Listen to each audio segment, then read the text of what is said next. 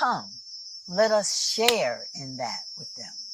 Yeah, there are many diasporans here who live perfectly well.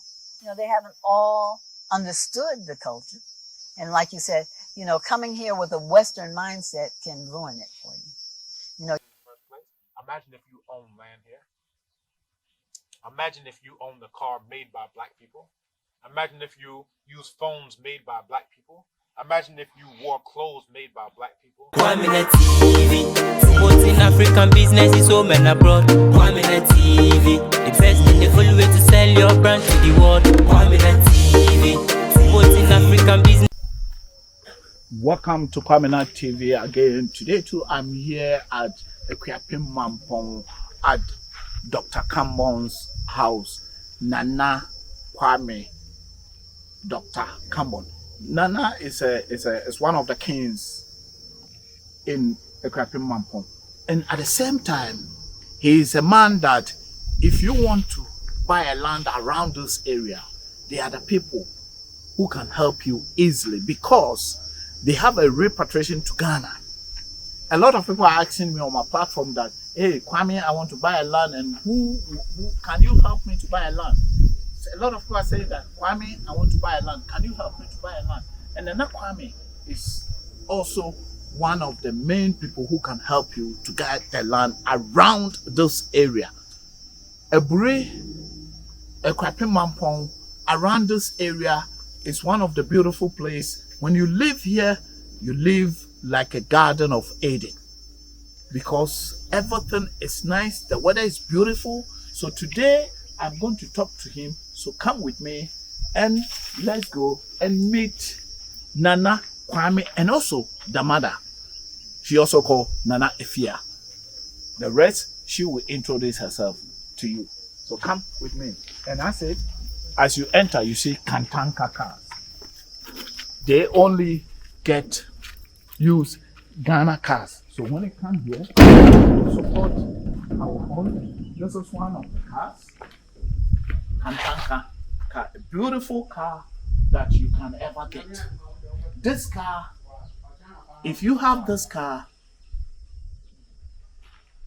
hey, if you have this car, Toyota doesn't compete with this cars. You see, Toyota doesn't compete with this car. This is a beautiful car. I would say for me to have those Western pickups, I would rather have this Ghana car, which is affordable.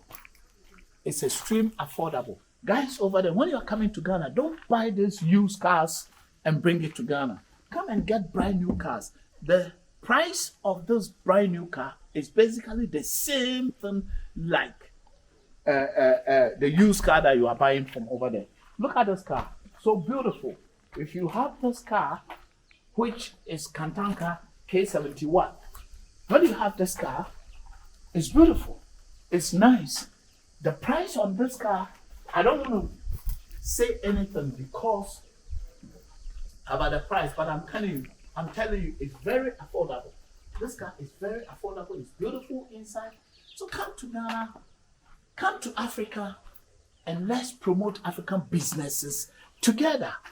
Beautiful cars like this. This is a strong car. This car standing there has over 20 bags of cement inside this car right now as I'm talking to you. Keep watching Kwaminat TV, like, subscribe, and share. Let's go over there and talk to Dr. Kambon. Hey, do me a favor. If you come across this video, kindly subscribe, share, leave comment, give me a thumbs up, like. And if this is your first time coming across Kwaminat TV on YouTube or any social media handles, please subscribe, share to your brother, and let your brother share to your brother. This is the way you also contribute by telling Africa story together. Keep watching. Let's go.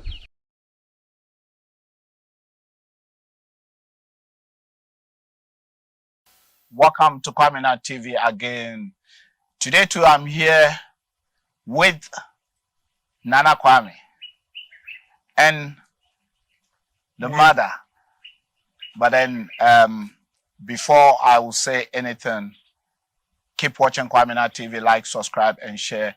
Kwaminat TV promote African businesses home and abroad, talk to intellectuals, entrepreneurs, diasporans, like what I'm coming to do now. I mean, to tell their story, their journey, how they started the journey from the other side of the world to the continent. Today, my guest are special. Nana Kwame, I had him before on the platform, but the mom, I haven't. And they are both doctors. I'm just going to leave the platform for them to introduce themselves. Keep watching Kwaminat TV, like, subscribe, and share. Mom, I'll start with you because they say ladies first. And as you are our mother, we come to you first. So, Mom, tell me. So I am Nana Efia Nsia Santawa. I'm also Obemfoa Mawia Kamba. So I am, I no longer consider myself a diasporan. I am a Ghana citizen. Wow. So I claim that. And I claimed that even before the ceremony. As I have shared with you, I have been coming to Ghana since 1972. And so Ghana, I have been here longer than your cameraman. Yes, that is true. So the journey started probably before I came to this earth. And I was nurtured by a grandmother who was my mother and who helped me understand the importance of being with our people and helping our people, even though it was on the other side of the ocean. And so that prepared me to be open to receive this destiny and this journey. So I went into a field of helping people, so that was in psychology. I am also initiated in the traditions as an Okomfo. And so that's my name, Nana Efia Nsia Santawa. And my purpose in being here is to ensure that people, particularly those in the diaspora, but not exclusively, because we have many Ghanaians who don't know our culture here and have not been to many places that we take those from the diaspora, So we take them, our journey, the Sankofa Journey, which is what we're really going to be spending a lot of time talking about. And we encourage people to go to sankofajourney.com. As we bring them here, we help them to get outside of Accra to enjoy the traditions of our people. And so those traditions include visiting villages, visiting kings, visiting landscape, waterfalls, dungeons, to get a true picture of our culture here on this continent. And Ghana represents much of what occurs throughout the continent. So that is that journey. Sankofa Journey's purpose is to bring diasporans here. And I started thinking about that in 1998. And so that was my son's first trip to Ghana. I brought him on that journey. He was, 18 at that time? 19 at that time. And he fell in love with it. We went down to Ogwa, Cape Coast. And sat at the ocean, and I could not even bring him inside to go to bed. Wow. He was mesmerized by the beauty of that ocean, and obviously the Sunsun captured him and helped him to understand that truly this is his home, this is his journey. So the Sankofa Journey exposes people to our true traditions.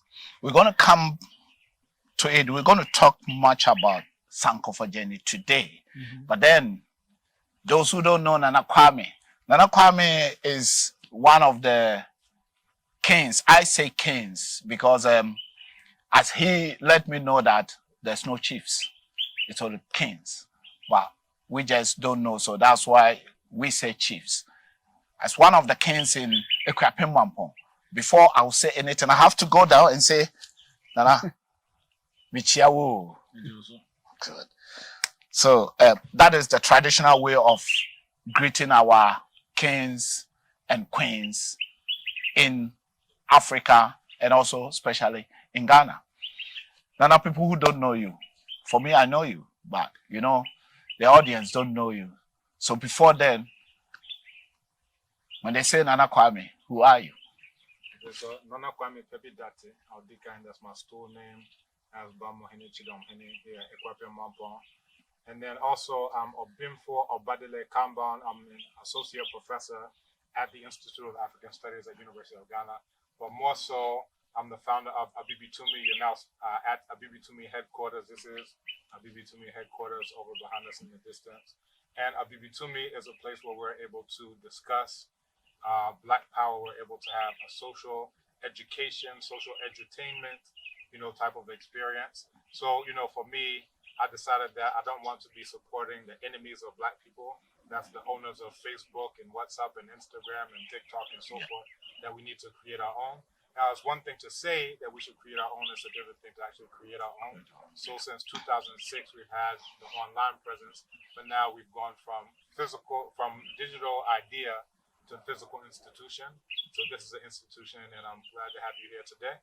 So as you are well aware, when I had somewhere around 10,000 subscribers, I quit YouTube. I stopped posting there, and now I post exclusively on the abibitumitv.com and then also on the abibitumi.com. So I'm also inviting you once again, my brother.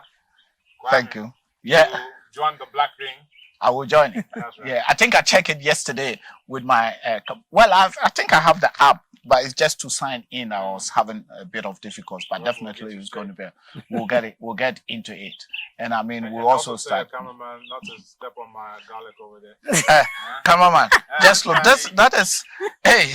all he knows is grass, so he just steps on everything. This is. I think that's garlic, isn't it? That's garlic right there. That's garlic, so you need to be careful. My beans over here. Stop in the beans. We're gonna throw you away. If not, when he come here next time, no food for him. No food for him. No food for him. I will be eating all the food. We'll be having garlic flavored beans, and he won't be among. So please take care of the garlic. This is for the nature. Yeah. So Nana Kwame, I'm here again. Today we're going to talk about. Normally, I wanted to come February so that we'll talk about Black History Month, but because of time, I couldn't come. But today we're going to talk about something different as well. Although we'll chip in the Black history, but we'll talk about something different. Mom is here.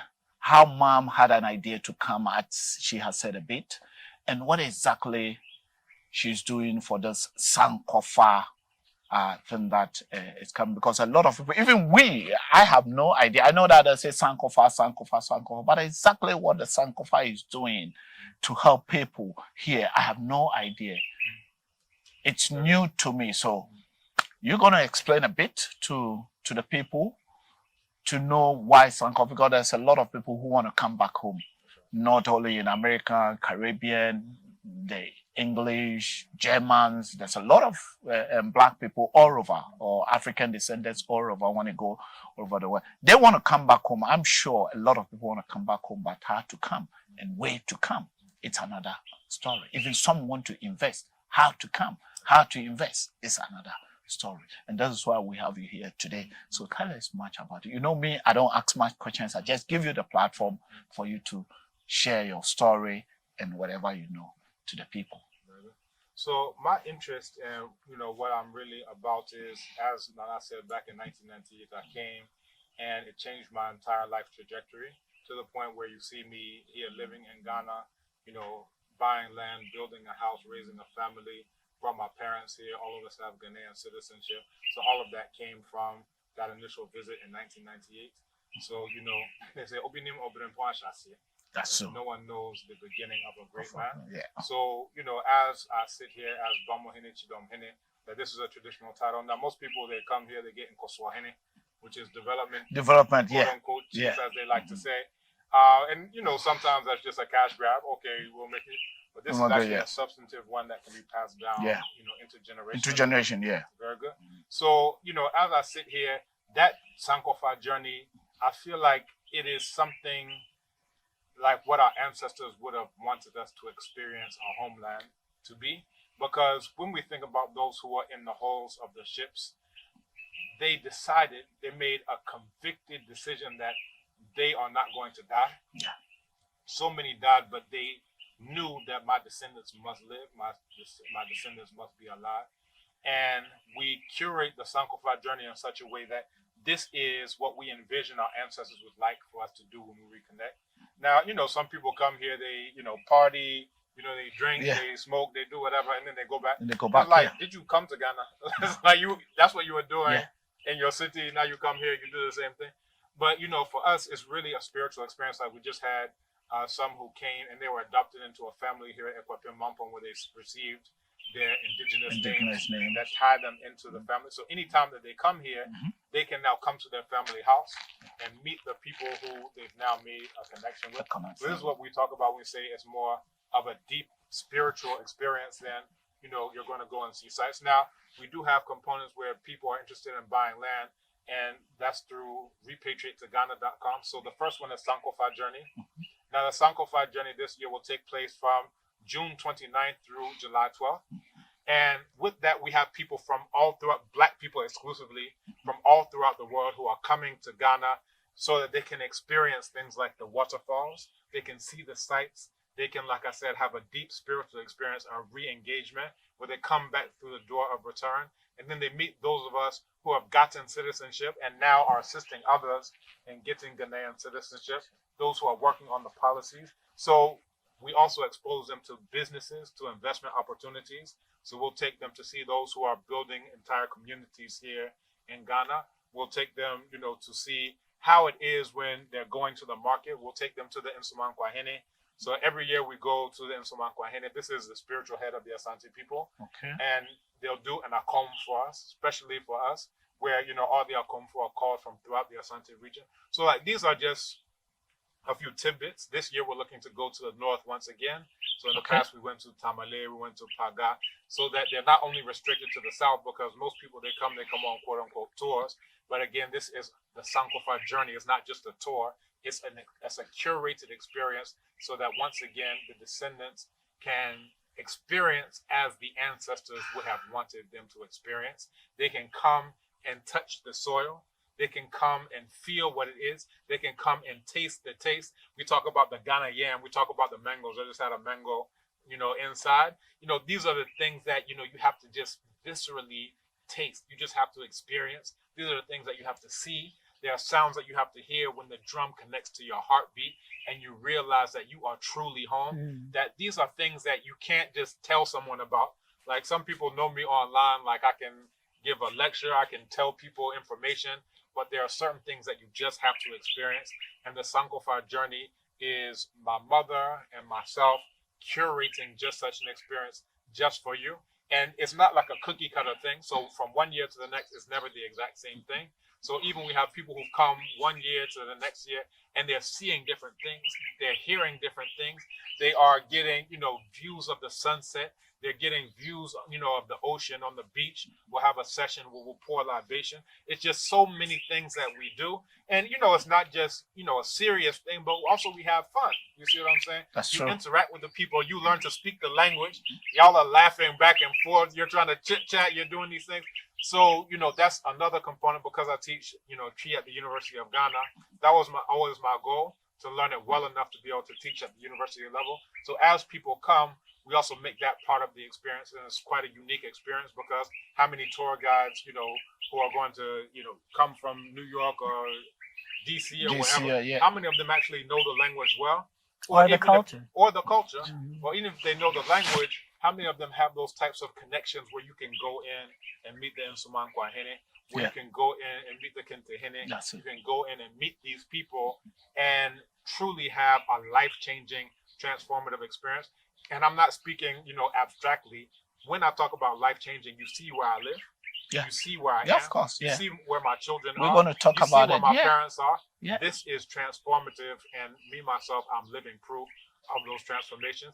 And when you make those transformations, those reverberate throughout generations. So my children will have different opportunities from the ones who are getting shot down going to buy Skittles in the street, or who are shot down playing with little toy guns in the street, or who are, just in their houses and getting shot in the head as they're laying on their grandmother's couch. Like, what type of life is this? What type of life is a stop and frisk life?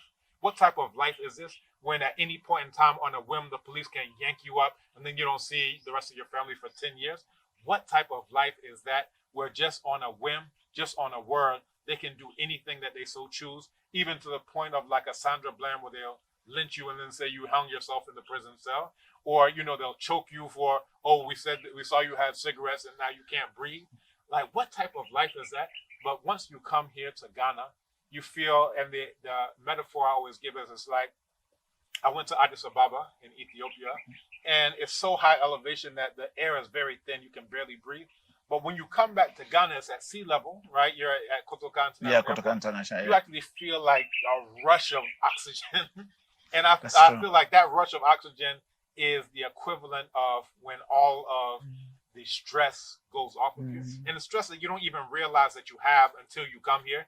You realize that you're looking around for the police, car that's going to stop you as you're driving. And you realize it's not looking there. behind your driving mirror. You're looking behind your driving mirror. Say police are coming. And exactly. And you're walking always to the store and you're wondering, is someone following you around because they're white? I don't say they do it because we're black. They do it because they're white. Yeah. And that's just how they behave. But, these are the things that you start to realize how odd that is. What is that cortisol in my heart doing to wear my heart muscles away year by year as I have this fight or flight response where I should just be living?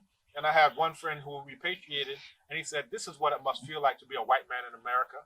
Because he didn't think about, oh, somebody's going to follow me or somebody's going to do it. He's just living. Yeah, that's just living. Yeah, there was a sister who came out of the airport and literally fell to the ground, kissed it, and started crying. The feeling of being truly liberated. And so, Ghanaians born here can't understand that concept, That's true. Even their experiences in the U.S. are different. They, most are there to just make the money and come back. Yeah. But, to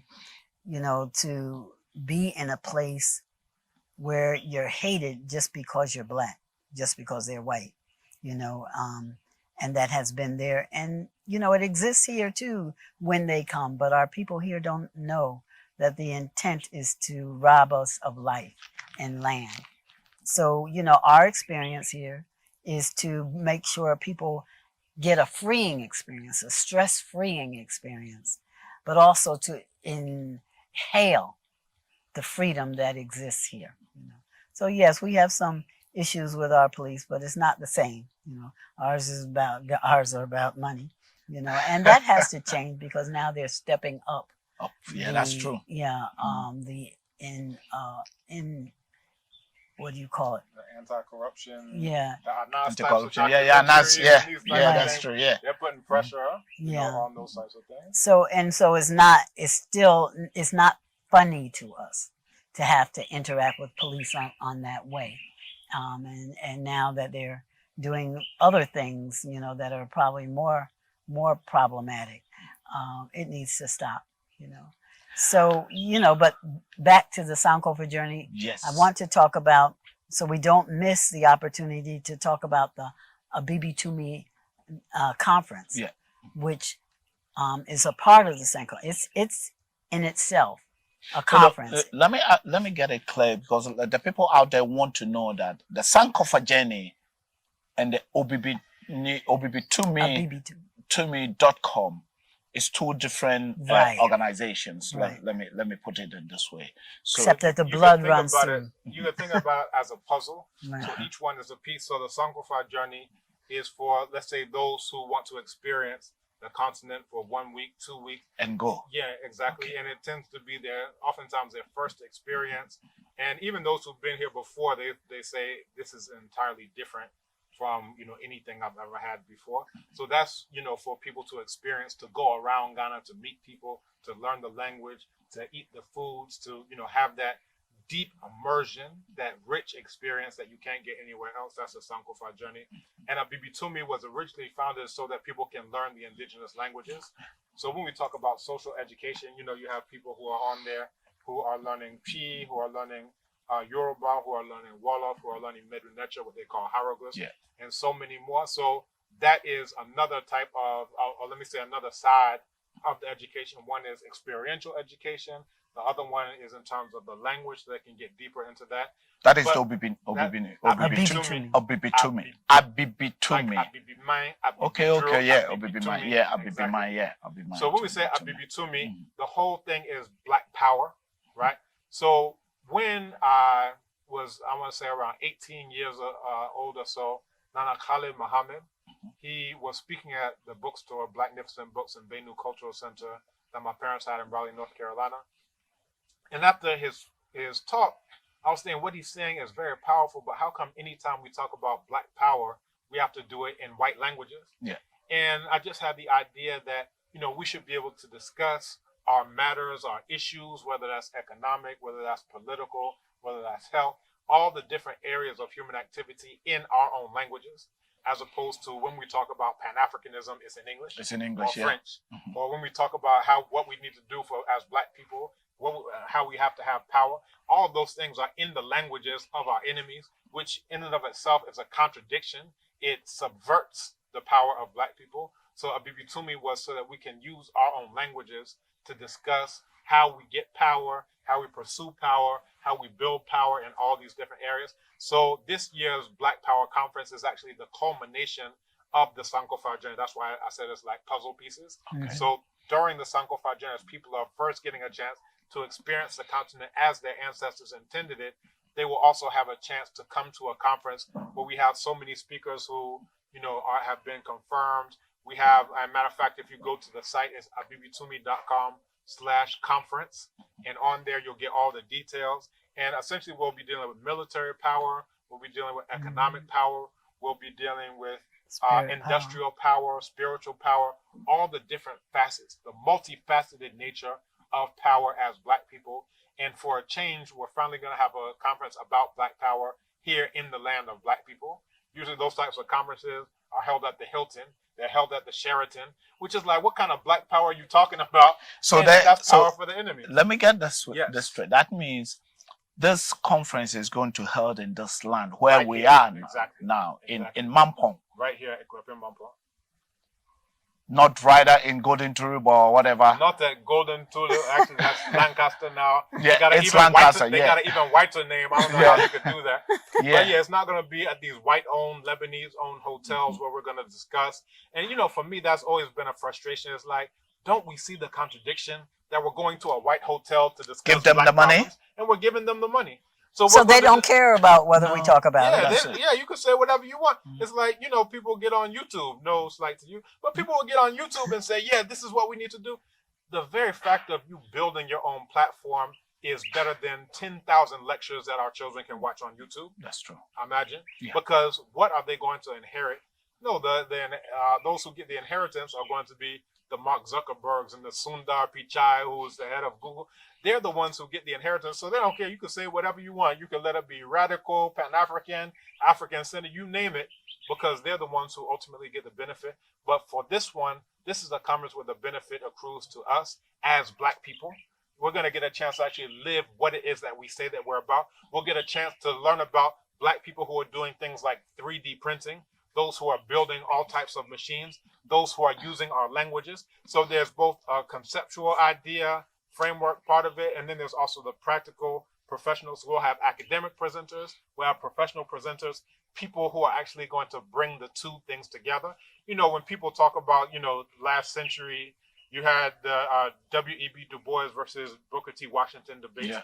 Should we only do physical things with our hands, or should we only do mental things and be in, upper education, higher class education? It's like, no, that's not the case. It should actually be both, right? So the ones who have perhaps that deeper philosophical background will give perhaps the inspiration to those who know how to do all types of tech things with their hands and agricultural things, how they can conceptualize how we can not work for our enemies. You understand? Because most of the people, they'll go to these institutes of technology and whatever. Yeah, you're Black, but all of it goes back to IBM. Yeah, you're Black, but all of it goes to Lockheed Martin and Northrop Grumman and all these other places that are owned by our enemies. But what if we had an ideology that told us everything that we know how to do with our hands, that should be coming here to the land of Black people. So again, it has to be a marriage of the two, the theoretical with the practical. And when those come together, that's really building Black power. So that's what the conference is going to be about. And it's the culmination of the Sankofa Journey. The journey is going to be from June 29th through July 12th. And the conference itself is going to be on July 7th, 8th, and 9th, right? So those who are part of the journey, they get the conference built in.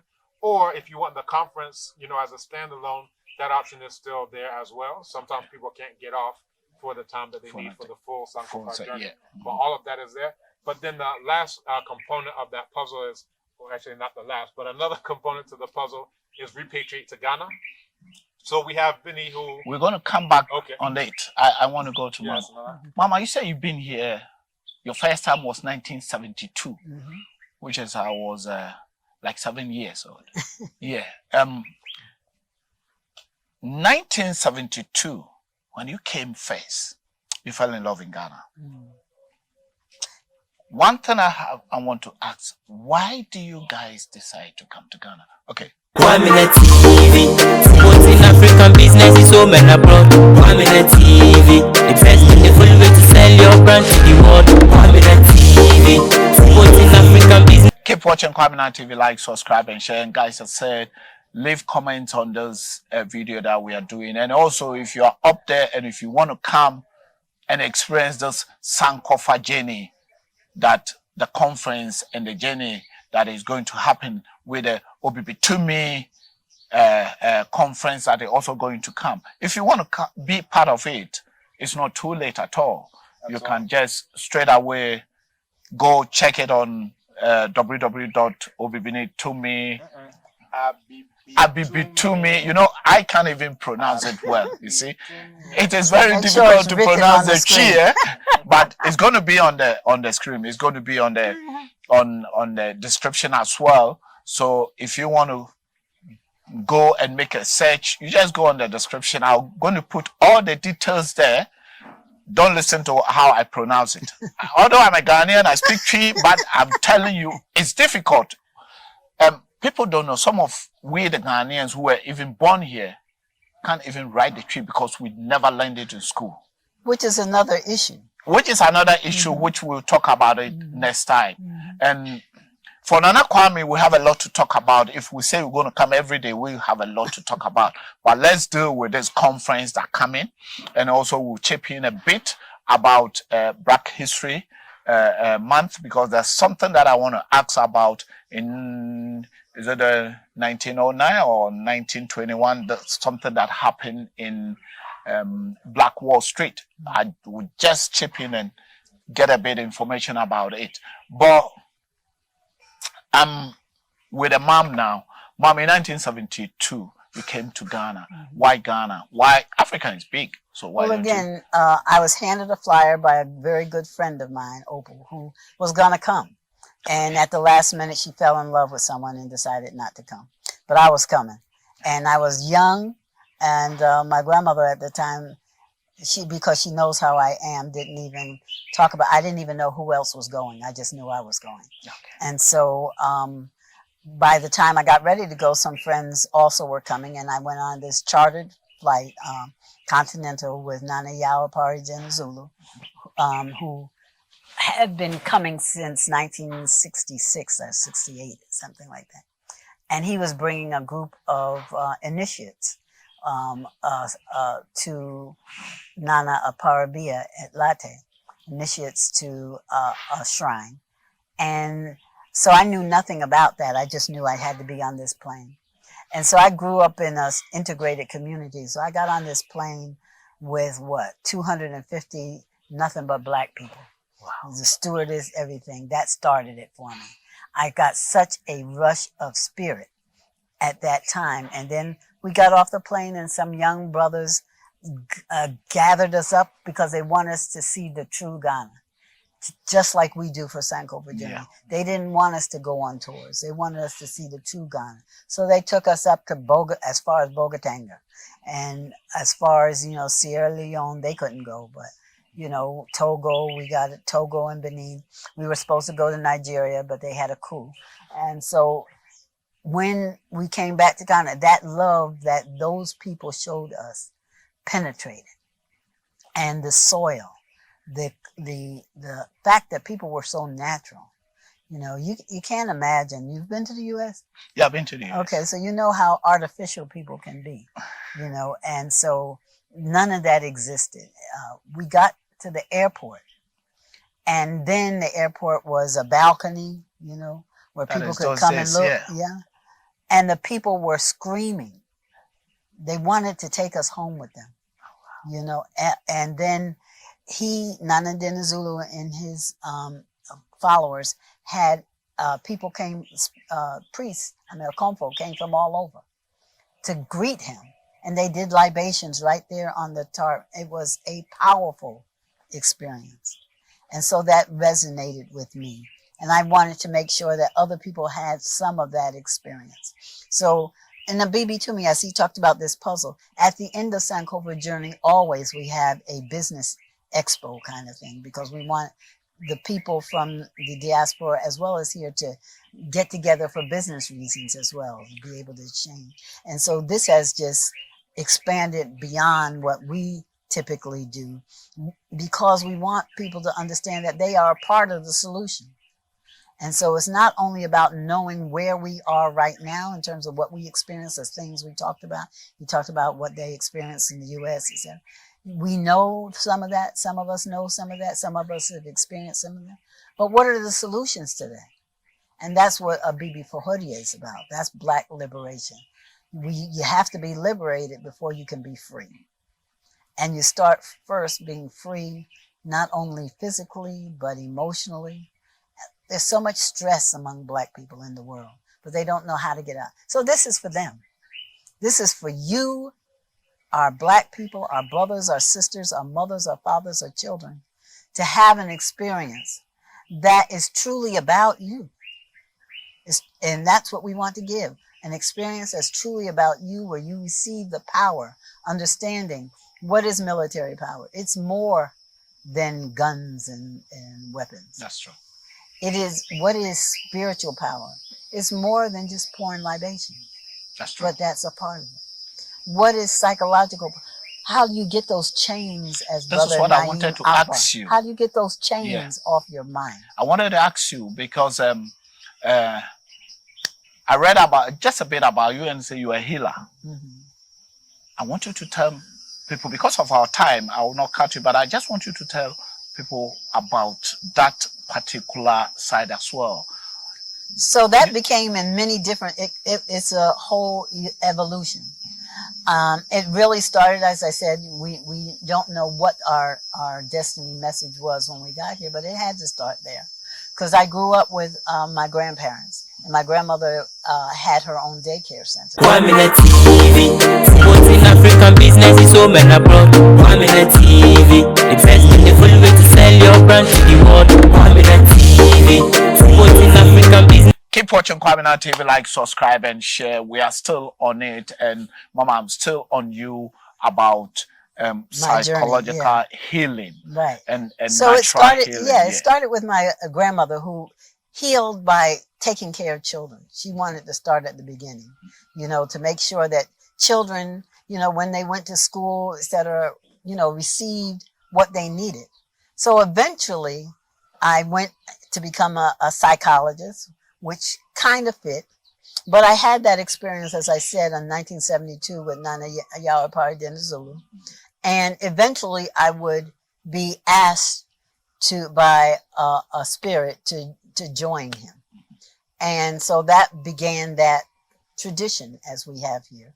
I was initiated here first in Kumasi with the Mwatia, and then in New York with Nana Dinizulu's group. Did not know that it would come full circle again to that same group of people. And who also, by the way, we initiated into being natural midwives. We had both Nana Kwame and his sister, Nataki, at home. And we could not find in New York. You didn't go to hospital? No, did not go to hospital in New York, where it wasn't allowed. But I went to him and said to him, you know, we are not going to the hospital. don't you do this? And so fortunately, there was a sister who had come up from the Yoruba village in South Carolina who had been assisting in home births. So a group of them wanted to learn, and they came and helped deliver Nataki, and then 2 years later, Obenfo. And so again, that was a connection continuing with that same group of people, because obviously Nano Sujibi wanted me to come and found pathways for me to get there. And so, so that was where in 2000 with Nana Dinazulu, I began with Nana Basa in 1997. And so this is part of the work. And everything that we're doing is a part of the work. So yes, we have shrines and that work happens there, but the work is everywhere.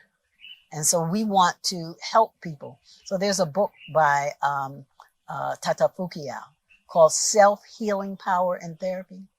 So I do therapy from that psychologist, part of it, and everything we do.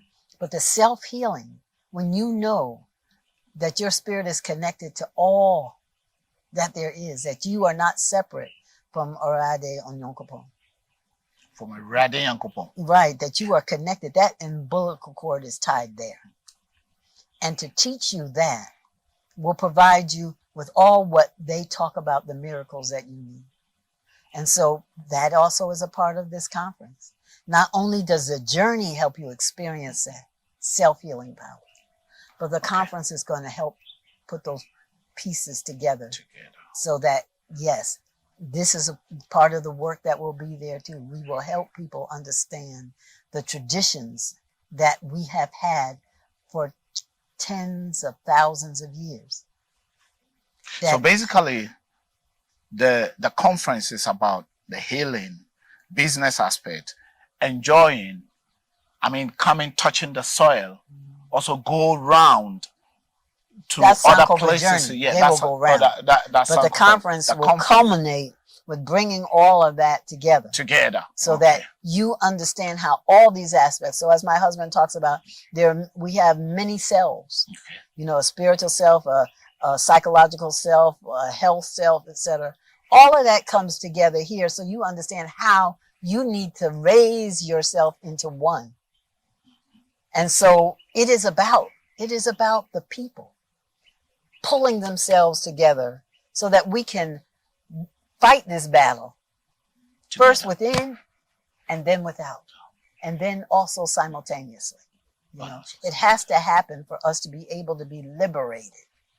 And that's what it's about. A Bibi Fahodie, Black liberation. Yeah, Bibi Fahodie. So my aspect in terms of my role is to continue to be a guide. We at Komfo don't heal. We're just guides to connect people to their own spirit so that spirit can talk with them and do the healing. Okay. Nana Kwame. I like the way Nana Kwame speaks tree. Or can't tree better than me. Or can't papa. Or can't chair me. Yeah. Because I'm tree. Yeah. Or can't chair me. And if it's not because we want you guys over there to also understand what we're talking about, we could have speak tree throughout the whole. That one I can do that. But because of you guys, we want you guys to also to understand it, so that when you come to Africa or you come to Ghana, you also try to at least mingle. But what I know is, I grown up a bit in Germany. When you went to Germany, you have to get the language before you can integrate. Do you think most of the diasporans that come in here, this is offline, but I'm just going to try to integrate just like the way you do? Because some people have been here years, living here, not coming and go. Coming and go, you cannot get it. But living here, still don't even speak tree. They don't go to local market. They always go to ShopRite. They don't mingle. Do you think is that the right way to integrate? You're asking him that. You could be a citizen. Leading the witness. I object. Leading the witness. So it's a leading question because you already know my answer to this thing. So I'll give it to you as you're asking me about this thing. no, it's definitely not the right way. And it's to the point where if someone finds out you're from the so-called diaspora, they'll just start speaking to you in English because they know there's no way that you speak any indigenous language. So if they see that you have locks and they see, oh, you're wearing African clothes, that's how they can tell that you're not from here. Because if you're from here, you'd be wearing suit and tie, hot as fire, in 100-degree weather, trying to look like a white man who's failing for whites. But so that's one of the ironic things. I say it kind of tongue in cheek, but actually that's the case. But if they can detect, oh, here's someone who's coming from the diaspora, they will just start speaking to you in Jamaican, or they'll just start speaking to you in English, or they'll just start speaking to you in something because they know no diaspora knows any type of language whatsoever. And it really should not be the case. Now, part of the issue is that, you have people who are coming here and they just kind of want to go it alone. You see, oh, well, I'm here, I'm just going to, figure it out and blah, blah, blah. But you have people like myself, like Nana, you have people like myself who are here and make ourselves available so that they could actually learn the language. So we teach Chi, and matter of fact, we just had a final presentation. We have another one coming up this Saturday. In the final presentation, you had those who had been learning it for 1 month. They carried on a 1 hour long conversation without any recourse to English whatsoever, an hour long conversation in Chi, right? And this is the same thing that we're doing at the university. I have Ghanaian students, but, it tends to be those who are ever, they're trying to learn, those who are coming from, just other places, Ghana, whatever, and they want to learn how to speak, Chi. And then sometimes you even have native Chi speakers who want to learn how to, as you mentioned, read and write. Right, yeah, so that's true. Why wouldn't you take advantage of someone who is actually teaching the language? Why wouldn't you take advantage? And that was what I was coming to before. We have Repatriate to Ghana. So we have people who have, they get caught up in land scams. You have people who get caught up, they're trying to register a business and never comes back. You have all these types of things. So what about someone who's been living here 15 years and knows people in the Registrar General? Why wouldn't you take advantage of that? That's what Repatriate to Ghana is all about. So you don't have to, there's a proverb in Yoruba, and it translates to someone who falls into a pit teaches everyone else wisdom. So why would you try to learn wisdom personally? Oh, let me fall into the pit too. You don't have to. No, you don't have to, yeah. So that's essentially what we're here for, because that's my interest. My idea is that rather than enriching the airlines of going back and forth, oh, you tried to repatriate, now you got to go back and drive Uber so that you can, go and build, in Africa. Yeah, exactly. 200 more blocks. Okay, now let me go back and drive Uber. Let me go work at Burger. What is that? Burger King, yeah. If you just stayed here and you actually learned how to do it correctly, because in my case, I have citizenship. Me, I'm installed. I have a PhD here in Ghana. I'm married here in Ghana. So you have someone who actually knows how to repatriate successfully. It's not like, you got some people who are like, oh, I'm a repatriate advisor. And they themselves is like, what's going on with your life? To the point that you can now assist someone else. But if you see someone who has, a good standing place, if you see someone at the top of the mango tree, then you, brother, you need not go hungry. No, you're just going to eat the best ones. Exactly, because that's what he's going to give to you. You understand? So that's my interest. And again, I don't have to do that. I work at the university. I could just be a private individual, go teach my classes, and come back home and later for the rest of you people. But if I'm putting myself out there and say I want to assist, you understand? I don't have to do that at all. Monetary, I'm fine. But if I'm saying that I want to assist Black people, it's because my great-grandfather was part of the UNIA, right? That, for those who don't know, that's the Universal Negro Improvement Association, right? Okay. Which is known as the quote-unquote Back to Africa movement. He became the Knight Commander of the Cross of African Redemption in the UNIA. He became Auditor General of the UNIA. He became, someone who was known as someone who was about coming back to Africa, but he never got a chance to come back himself. So I see what I do as an extension of that healing tradition from my mother's side, of that revolutionary tradition from my father's side, and it's really the culmination of bringing those together. That's why I say it's like a puzzle piece. Sankofa Journey is there to assist people in moving around. Repatriate to Ghana is assist people who are like, I don't want to just come and visit. I don't want to have, conscious vacationing. I want to live here. I want to have different experiences from my great-great-great-great-grandchildren than they would have serving the white man over in the land of white people. I want to have that. And then also those who want to integrate linguistically, those who want to integrate culturally, those who want to integrate educationally, that we provide that through Abibitumi as well. So everything that we do, these aren't, disparate things like we're just randomly trying to start businesses about nothing. You understand? I could sell baseball cards if I want to do that. That's true. And I could get very rich, I'm sure, doing that. I could do anything. But everything that I do is about Abibitumi, Black Power. Everything that I do is about Abibi Fahodie. This is a long-standing tradition. My parents have been about this. Our whole lives are dedicated to this. And it's not a lucrative thing, right? For me, I have a PhD. If I tell you my salary from the University of Ghana, an entry-level McDonald's worker, I'm sure works more. So if it was about the money, we could be doing things to get money. Because with my expertise, with my credentials, with the languages I speak, with all of those multi-award-winning scholar, I'm sure I could go teach at Harvard or Oxford or anywhere. Anywhere, yeah. You understand? True. Yeah. With no problem. But those things are not consistent with what I'm about. I'm sure I could get a Bentley, a Rolls Royce, a Mercedes, but I drive a Kantanka. I'm sure I could live anywhere. I could live in New York. I could live in LA. I could live in Chicago. But those things are not consistent with what I'm about. So that's why I'm here in the land of Black people, building the land of Black people so that we can restore Ma'at. Truth, justice, righteousness, harmony, order, balance, reciprocity here in the land of Black people, and to make that stick. It's not enough to say this is a BB mine. If it's a BB mine, then why are these Abrafo stealing our oil? Why are they stealing our uranium? Why are they stealing our platinum? Why are they stealing every natural resources, including our people? Our people, yeah. You understand?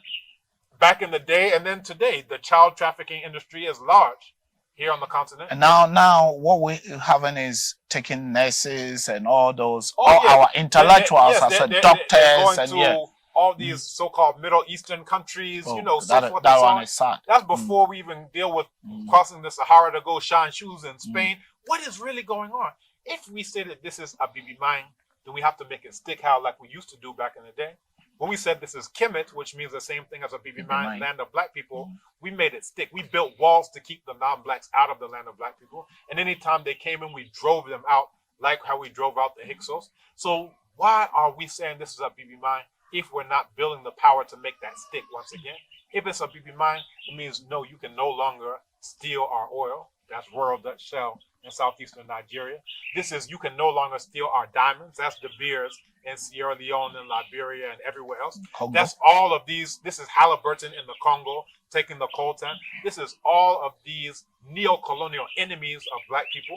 So that's what we're really about. When we say Black power, it's not enough to say that we should have Black power. It's that we should actually make this once again the land of Black people and impose our will on all those enemies of Black people who are stealing our land and stealing our resources. So the Sankofa journey is so that you can get a taste, so that you can experience, so that you can see, so that you can feel what it is to return to the land of Black people. Repatriate to Ghana is so that once you've gotten that experience, you can now set down roots and spread your wings so that you can fly. And then your descendants will benefit from that into perpetuity from that decision that you've made. And then in addition, Abibitumi, this is our social edutainment.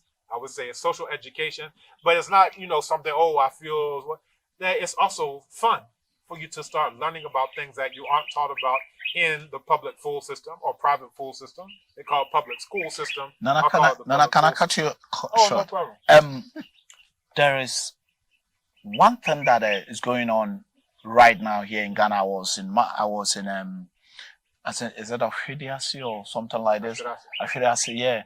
I was there where this guy just passed away last 2 weeks or so. They buried him. That Jamaican guy is a Jack Cliff or something like that. I was there and I interviewed one lady called Asantiwa or Asante. Yeah. The reason why I'm bringing this inside is the repatriation to Ghana and how people want to get lands. It's one of the interests for people are asking me a lot. I have a lot of, last year I did some conversation with some people that also were scammed and they went back to US. Yeah. And Sister Santua also had the same issue about burden. I know who it is. Yes.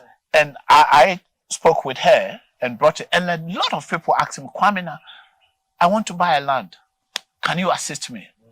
I don't deal with land. Although I can probably go somewhere or ask because I'm a Ghanaian. But even me, sometimes, that they do to me.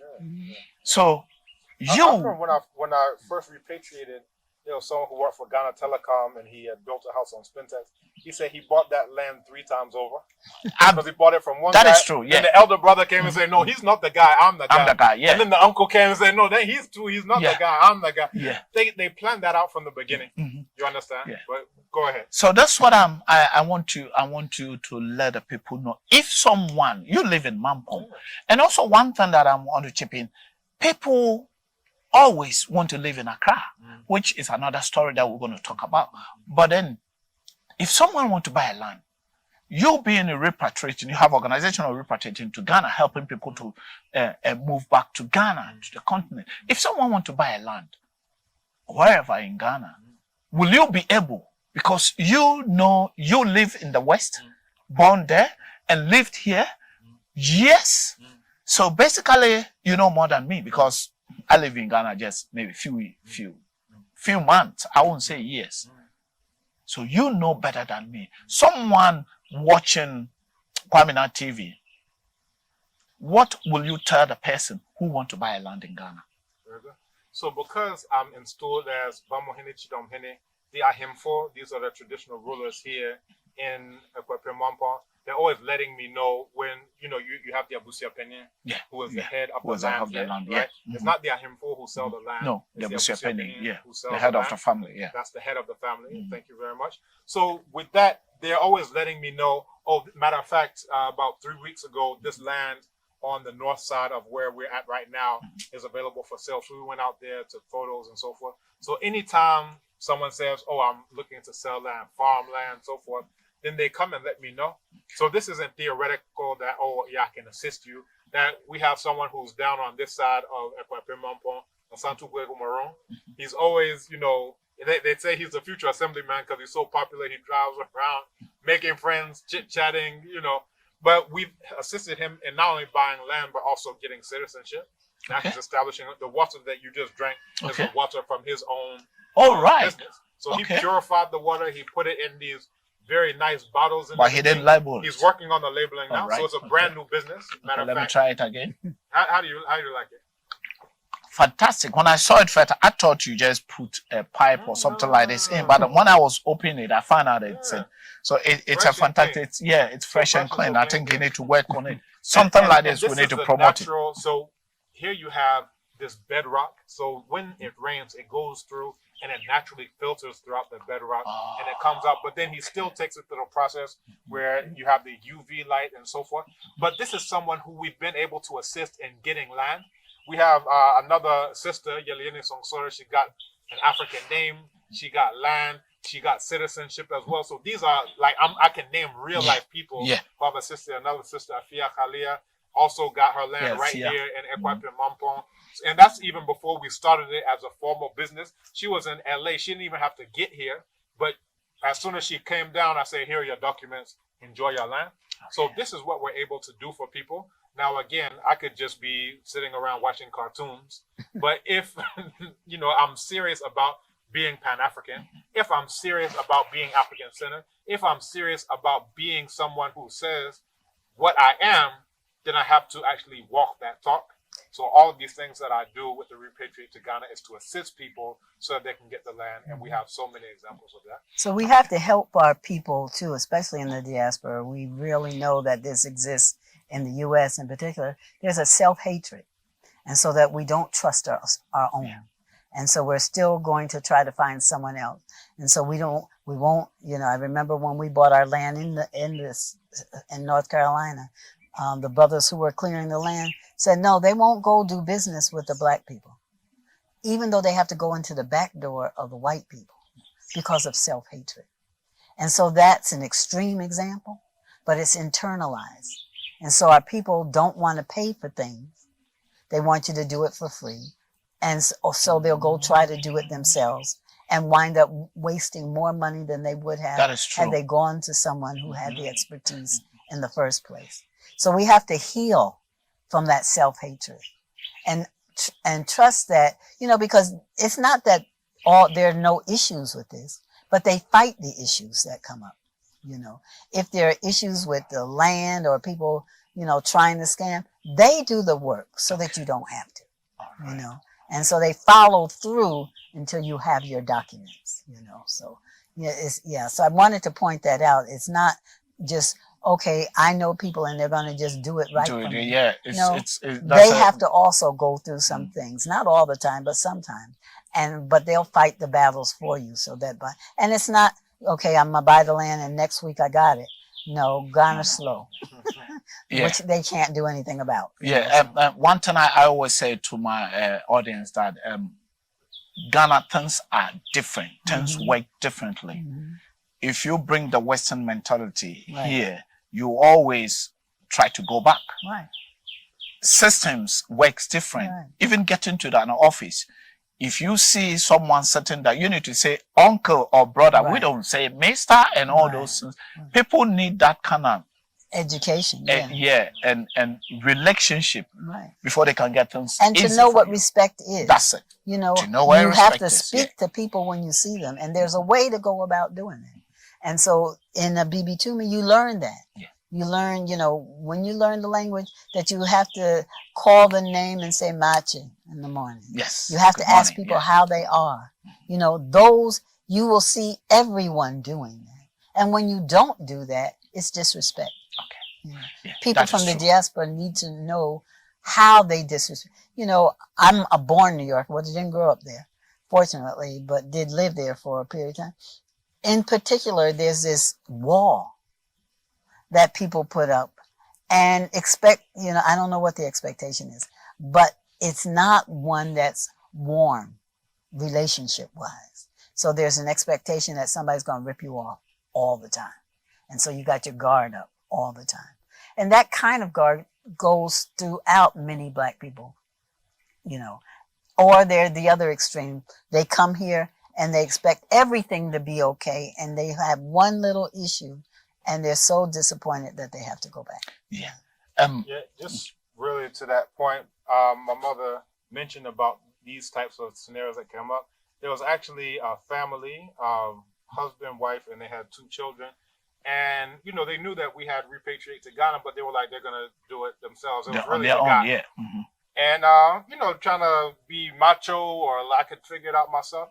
So he came with the family. In the first place they stayed was a hole in the wall. And his wife started complaining, like, what is this place you brought me to? Now, of course, I wouldn't have put them there. I would have put them into a decent place so they could, have a long-term solution. Yeah. But, they stayed in the hole in the wall. So then he starts complaining about his wife. Well, my wife is too American and blah, blah. So then they end up moving to a hotel, which is too expensive. Yes. So because of that, they ended up, I think their repatriation lasted like a week and a half.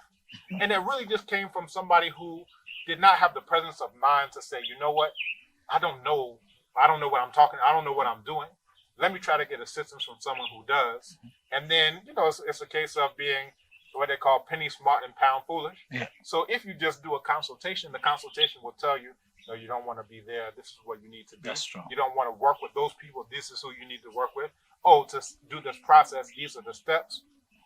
If you don't want to do that, then you have these types of repatriation disasters where think about the money that you spent on the plane ticket to come and then to go right back. What was that? Or the money that you spent on a hotel every single day. That, really it's that same thing that I'm talking about, being penny smart, but then pound foolish. You're losing and wasting thousands as opposed to let me do enough just to make sure that I can help you help me. So, Mom, because of our time, I'm not going to ask you. There's 2 questions that I want you. What advice will you give it to the people who don't want to come? There's a lot of diasporans. I'm saying that because of the comments that I received recently, almost every night. That is why I'm not going to come to Ghana because of Nana Santua's. That is why I'm not coming. And also Mr. and Mrs. Joseph one that I did. That's why I don't want to come to Ghana. There's people sellers and they, all sort of. What advice will you give it to those people? Because you are on the grounds and you know exactly what is going on here and over there. What advice will you give it? That is one question. The second one is, if you had opportunity to, as you are in Ghana, to hold one of the government positions or in something in the parliament, what, let's say the diaspora department in the government, what change would you like to see? Wow, we could be here all night with that one. But, the first part is people make excuses. So I don't want to come because of somebody else. You're not that person, And as he explained, there's a whole site, Repatriate to Ghana, that can help you through all those, including answering your questions. So for them, there's a healing process that needs to occur. And perhaps they shouldn't come until they understand themselves first and what they're coming to. So people come expecting paradise. Well, in terms of the land and the sun, yeah, it's all of that. The water, it's that. But we have to realize that our people on this side were colonized. So the mindset may not be exactly, but there's a purity of heart in some people. You can't go anywhere in the world and expect perfection. But if you come right, then you're going to draw those people right to you. Slowly. And also, when you have a problem, you're connected with others who can assist you with that problem. So come. They need to come.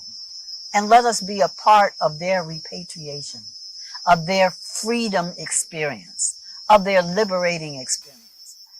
Come. Let us share in that with them. Yeah, there are many diasporans here who live perfectly well. They haven't all understood the culture. And like you said, coming here with a Western mindset can ruin it for you. You can't expect to find Detroit in Accra. In Accra, yeah, that's right. Although Accra's trying to be more like Detroit.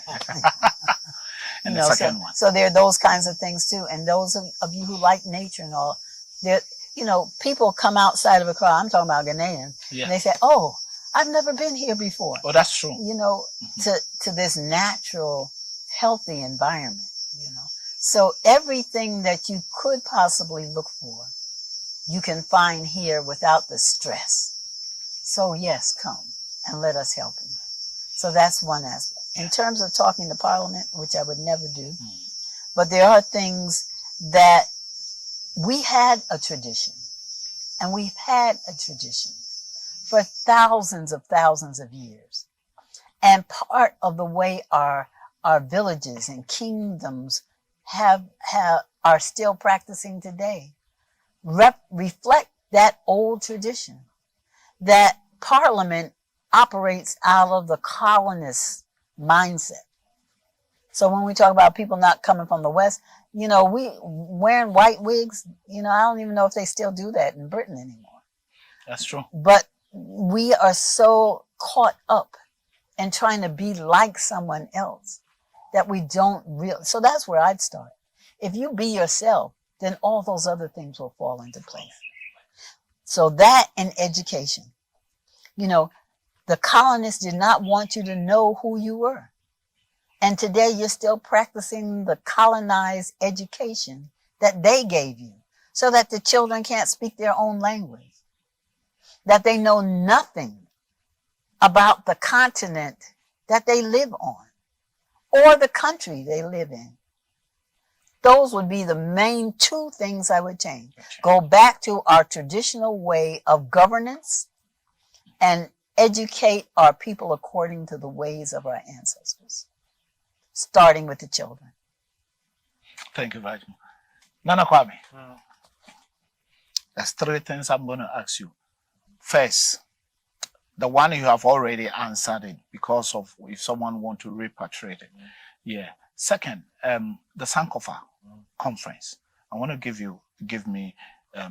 tell the people about how they can book all the details or about Sankofa. If someone over there probably hasn't heard anything about it, just came across this video and said, "Oh, what is that?" How would that person reach you? Very good. So what they can do, and Abibitumi and repatriation, all the three. I want you to do it. So first and foremost, we have sankofajourney.com. That's SANKOFAJOURNEY. Now, and .com. Now, we're assuming that people know Sankofa, right? There's the movie Sankofa. Yes. You see the Adinkra all over Sankofa. But what is it? There's a proverb that says, "Silrefi no Sankofa." and it translates to if you forget and you go back and take it, then that's not taboo. We don't taboo that, right? In other words, we encourage you to do so. Let's say you left your house and you left your umbrella, and you're like, well, forget it.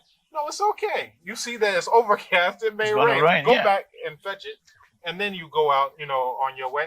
So that's Sankofa.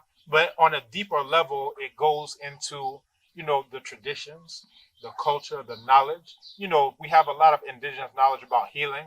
This, plant over here that can treat fever that your cameraman was stepping on a little bit earlier. That, you have all these things that go around. But if you don't know, you'll just say, oh, look at that weed over here, and so forth and so on. But once you know, once you realize what your ancestors knew, then you can go back and take that. You say, Tito will be chire. That's true. That's true. That's ancient times has something to say. Ancient times has something to teach. And if we're open to those lessons, then, what we can get from it, the opportunities that we get are limitless as far as that goes. So Sankofa Journey is about those of us, some are in the U.S., they're in the U.K., they're in Jamaica, they're all over the place. Like, oh, why should I go back? I haven't left anything in Africa. And as Nana Omowale says, why you left your mind in Africa, right? So, once we start to reconnect, then we start to see, what about my language? Is this language that I'm speaking the language of my ancestors? If not, who took it away from me? And why would I agree with them? They said you shouldn't have your language, and now I'm agreeing and saying, yes, I shouldn't have my language. What's going on in my head? Because I know my ancestor who had his tongue ripped out of his mouth was not in agreement. So what makes me, the descendant, now be in agreement with the one who stole the language away? You understand? The Sankofa is saying, no, I don't agree to that. I want to go back and fetch it and find that thing of value. If we know that they took everything of value and left us with nothing but a Bible and a cross, then it lets me know, well, this has value, then what about these things that, I'm left with now? So that's, as far as the Sankofa journey, it's about going back and tasting the foods, going back and hearing the drums, going back and seeing the sights. And then what we may find out is that there is a part of our spirit that's been reawakened that we didn't even know was asleep in the first place. And then we start to get a meaning for our life, going back and forth to work, flipping burgers. Is that why you're here on the planet? Going out to get the newest iPhone, standing in line. Is that why you're here on the planet? No. Is that the reason? Or do you have a mission? Do you have a deeper purpose that you should connect to? And maybe, just maybe, coming back to the land of your ancestors will help you reconnect with that purpose in a way that you yourself didn't even know. That's Sankofa Journey and what it's all about. Let me just add one thing to that particular piece there.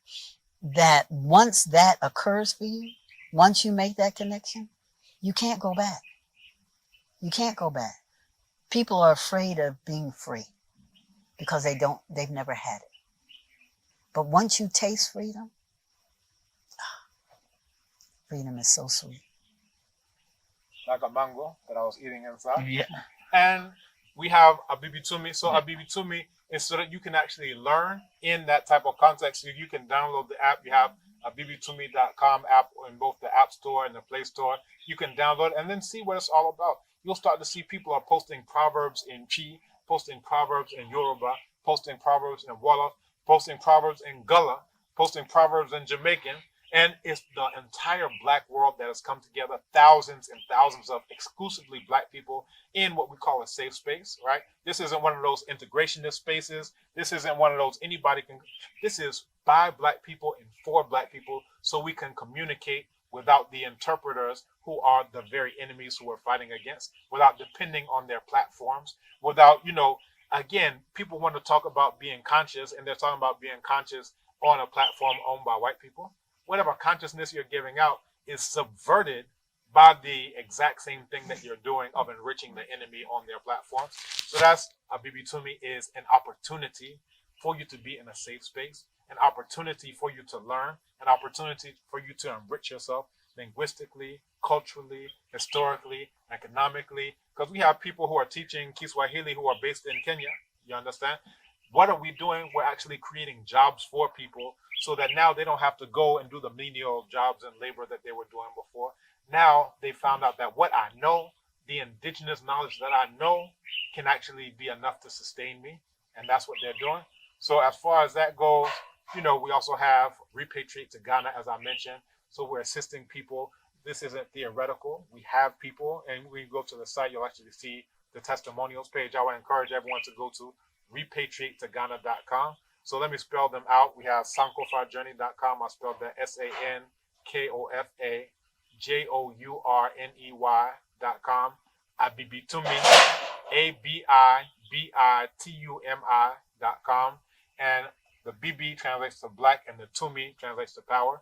You have Abibimine, you have Abibidru, you have Abibitumi, which is black power, and then you have Repatriate to Ghana. The short URL is the letter R, the numeral 2gh.com, r2gh.com, and that'll take you straight to the site. So if you're actually interested in setting down roots and opening new possibilities, opening new opportunities, I always say inspiration is showing people possibilities.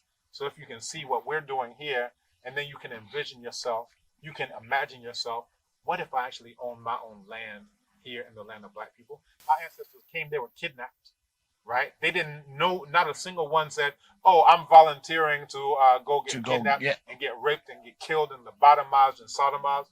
So each one was kidnapped. None of them wanted to go. So imagine if you came back to the land of your ancestors. The kidnappers, you're spitting in the face of the kidnappers. You're slapping the face of the kidnappers and saying, no, I will go back to where my ancestor never agreed to leave from in the first place. Imagine if you own land here. Imagine if you own the car made by black people. Imagine if you use phones made by black people. Imagine if you wore clothes made by black people, had drawers made by black people, had shoes made by black people, and every single day all you see is black people. So you don't have to go into the coffee shop and, you know, bottom shelf Brad is talking down to you, start looking around, condescending to you, and doing all these microaggressions and so forth and so on. What if you didn't have to deal with that anymore? What if the world, instead of being a straitjacket, was an open field with limitless possibilities? That's what Repatriate to Ghana is all about, to make the world that for you, because that's what I see on a daily basis. Right here, what do we have? We have plantain growing right here. We have orange trees growing right here. We got mango growing right here. We have cocoa yam growing right here. We got beans that your cameraman stepped on growing right here. We got garlic as well right here. We have garlic growing right here. Watermelon. You know, watermelon. Now, people talk about some imaginary Garden of Eden. Where do you want to be other than sitting right here in the garden where everything you need surrounds you? All you have to do is just stretch out your hand and pluck it, and you are sustained. That's not the rat race. That's not waiting for a salary so you can go and buy it from the same white man who's trying to kill you. This is, I grew up myself, and what I grow, that's what I eat. And you have also medicines here. We have medicines like this is one of the malaria and all those medicines. Medicines. This is we have Osrowisa and Famwisa here, right there. So these are the things that they put in the soups. And you know, they said, "Oh, COVID is going to destroy Africa." COVID. And all we did is we had Osrowisa. From Wisa, prekese. That's it, Abidru. We put all these things in, you know, it's just a flavor for the soups. But guess what? All of those things have antiviral properties, antibacterial properties. These are the healing things that we need, and they're in the foods that we eat on a daily given basis. to us. Free. So, all we have to do is appreciate. Thank you very much, Nana Kwame and Dr. Asanto. You call your name again? Nana Efia. Nana Efia. Nana Efia. Obemfua Mawia. Obemfua Mawia. I also wanted to throw in too that people can go to onipa.com. ONIPA. Onipa. Onipa. That is my healing center. Okay. You know, so I've been a psychologist for over 30 years. We've now turned it into an African-centered wellness service. Okay, and we're going to put all those things on the description, and also it will come on the screen. So every details that Nana and Nana Efia has given it to us right now will come to those two places on the screen as well. And if you want to come back to Ghana, which I always say that, come back to Ghana. Nana Kwame said, Garden of Eden. Garden of Eden is where we are. I remember, I didn't say it myself, but I remember that Pope John Paul came to this land and he kissed the land. So that means he knows, although he's a white man, but he knows that Africa, Ghana specific, is Garden of Eden. As you said, everything is surrounded us. And each and everyone that has properties in Ghana has house, has a little garden. Whether you live in Accra, or whatever you eat, you have something there, or you plant your trees. And those trees and the fruits that you plant, it's medically, at the same time, food to eat.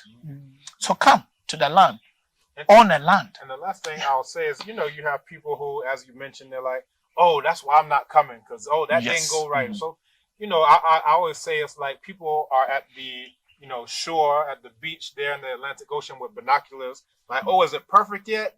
Oh, well, call me when it's perfect. Oh, is it perfect yet? Okay, well, call me when it's perfect.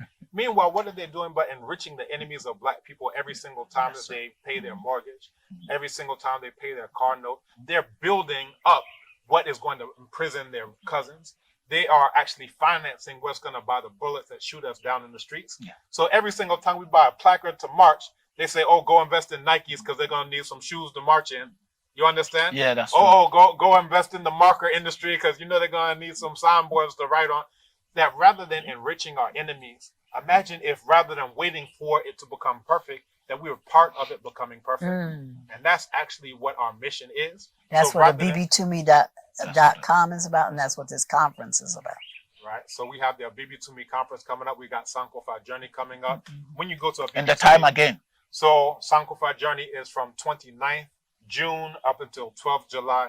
And the culmination of the Sankofa Journey, you can think about it like an arc, is going to be the Abibitumi conference, where we'll have scholars, we'll have practitioners from throughout the world, not just discussing Abibitumi, Black Power, but actually showing this is what I'm doing. This is my 3D printing that I'm doing. This is my laser engraving. And it's going to happen. All of that's happening right here in the land of black people at Kwapim Mampong, here at Khamnu, Abibitumi headquarters, Abibitumi Ahimshie, and we're inviting you, black man, black woman, come back to the land of black people. You don't have to deal with all the denigrations. You don't have to deal with all of the disrespect from our historical, current, and future enemies. Come here and build the land of black people so we can not only stand up to our enemies, but we can defeat our enemies once and for all. That's what this is all about. So again, I'm inviting you. Don't wait for it to get perfect. Come and be a part of that solution rather than being the solution for our enemies. If someone had, there's a lot of business. I went to some conference last year, August. This is about Marcus Garvey, and we did a Zoom calling. Zoom meeting, and there's a lot of people who are sitting down in Jamaica. Some are in the States, some are in UK. They want to come back home and invest, but I'll be honest with you. Some of them were saying, according to what they are saying, they don't know what to do and how to trust. In conferences like this, that's what the conference is about. Can they? Exactly. You know, there's something that I said to a friend of mine, Brother Heru. I said, everyone is here on the continent except for the Pan-Africanists. Everybody is here on the continent except for the fist-waving, flag-waving Pan-Africanists. The Syrians are here. Go down, spend time. Oh, yeah, that's true. The Lebanese are here. Chinese are here. The Chinese are here. The Indo-Aryans are here. That's the Gandhi people, right?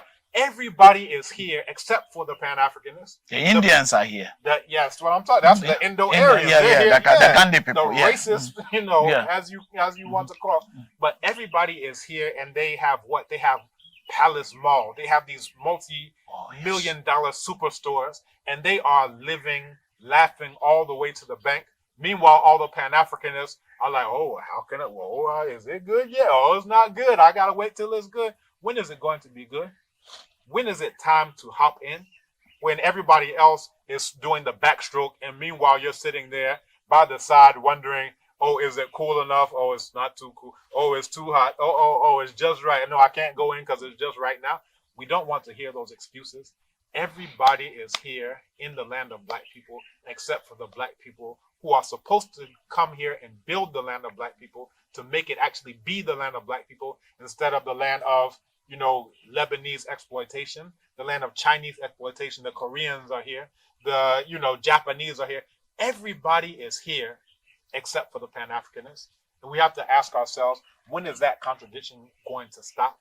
When are people going to stop talking about Black power in places like Facebook?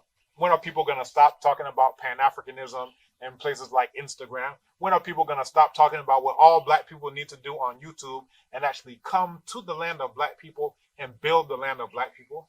That's what we're all about. Some people don't want to hear that. Some people don't want to hear me say that. But for those who do want to hear me say that, Abibitumi.com is here for you. The app is there. SankofaJourney.com is here for you. repatriateToGhana.com is here for you. You can come here and all of the things that you've been looking for, all of those questions that you had, the answers are waiting for you, but you have to be in it to win it. We can't go without talking about Kantanka. I can see your Kantanka. Yeah. Anytime I Black go and somewhere green and yes, anytime I go somewhere and I see that those people are using Kantanka cars, I talk about it. You were born in America and you can see a lot of beautiful cars in America. Why do you choose to use Kantanka? One time I did a study on what free nations do. So I looked at the heads of state of different nations. And what I found out was that the head of the United States drives a Cadillac, right? The head of Germany drives, Mercedes-Benz and BMW. The head of the UKKK drives Rolls-Royce, these Bentleys and whatever. The head of France drives Citroën and Peugeots. The head of Italy drives a Lancia, a car called a Thesis. Yeah. The head of Korea drives a Hyundai Equus. Yeah. The head of China drives a Hongqi. Okay, yeah. The head of Japan drives a Toyota Century. And I can go down the list. Anyone who is free, they don't care what's the best one. Italy isn't asking what's the best one. The US isn't asking what's the best one. UKKK isn't asking what's the best one. They're saying, which one is mine? Which one is my nephew going to work at? Which one is my niece going to have a job at? That's the one that I'm going to drive. But those who have a slave-minded mentality, a Kolo mentality, they're saying, what's the nicest one? Oh, what features does this one have? Or does this have a fridge? And I think about, for example, some of these South Korean cars. I remember in the late 90s, I had a friend who had a Kia Sophia. Some don't even know that model. Yeah. It was this little tiny car. He was embarrassed to drive it. He was like, if ladies see me in this, I won't get any girls. This is in college, right? That's his mindset. But now you have people driving Kia like this is, Yeah. Now, what did they do?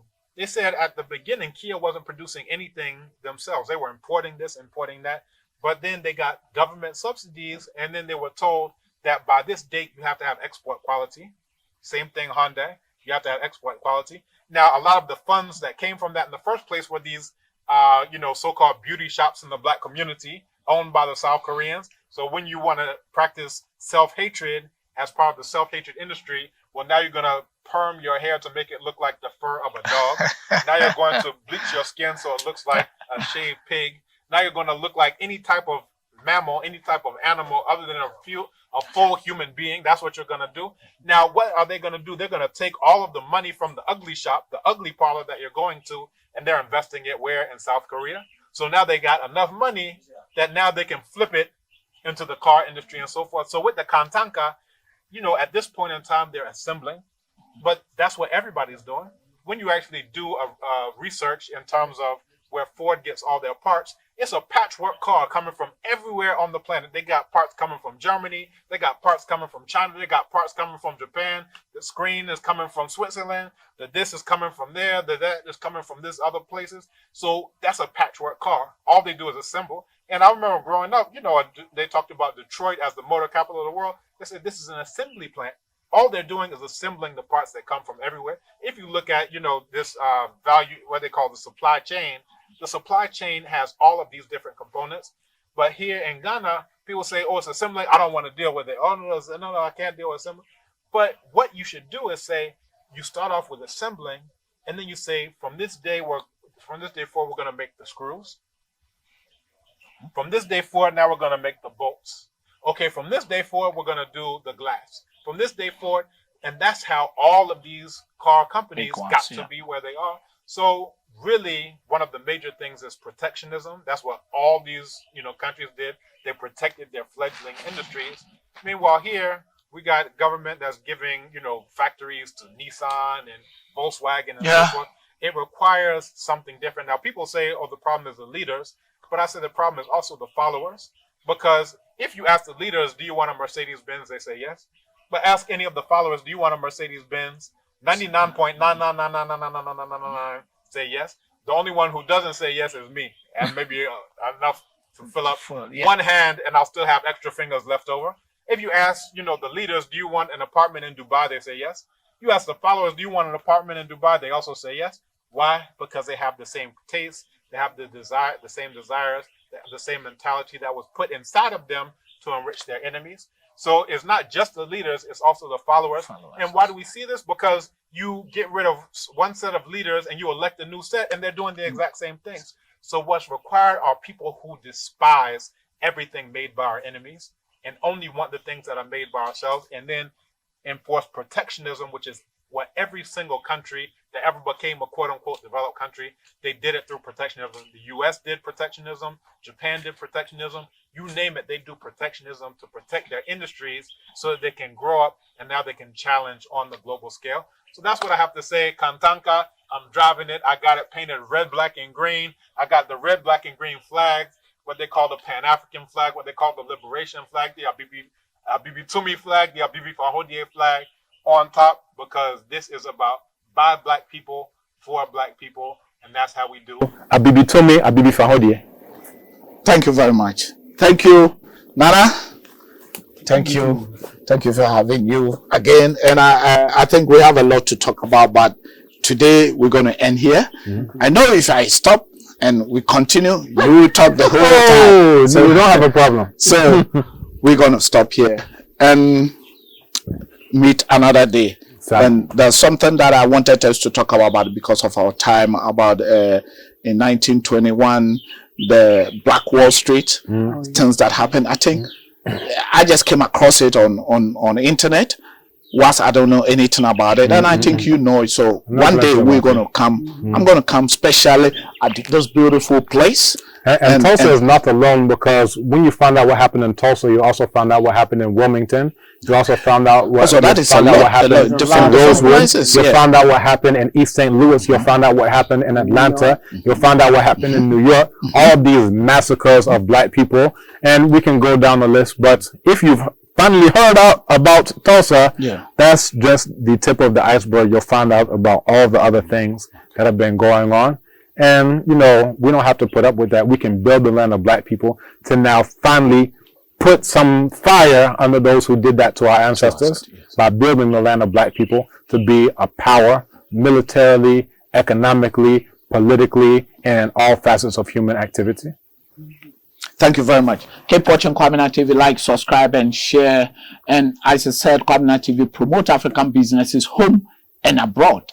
And at the same time, talk to intellectuals like Nana Kwame and the mom. They are all doctors, and the mom's psychology, and Nana Kwame, head of African studies in Ghana. And this man speaks Twi, speaks all the languages in Africa, not only in Ghana, all the languages in Africa. That is why he's head of African studies in Ghana. Language, literature, and drama section in University of Ghana. So I remember that some of my viewers were saying that I should bring Nana Kwame on it again. Today we never say much about history, but we'll come again and talk about history. So those guys should also keep watching, and also share, leave comments. And if it's the first time you come across Kwaminat TV, please do me a favor and subscribe and share to others, and let's tell African story together. Keep watching Kwaminat TV, like, subscribe, and share. I'm still the youngest old boy.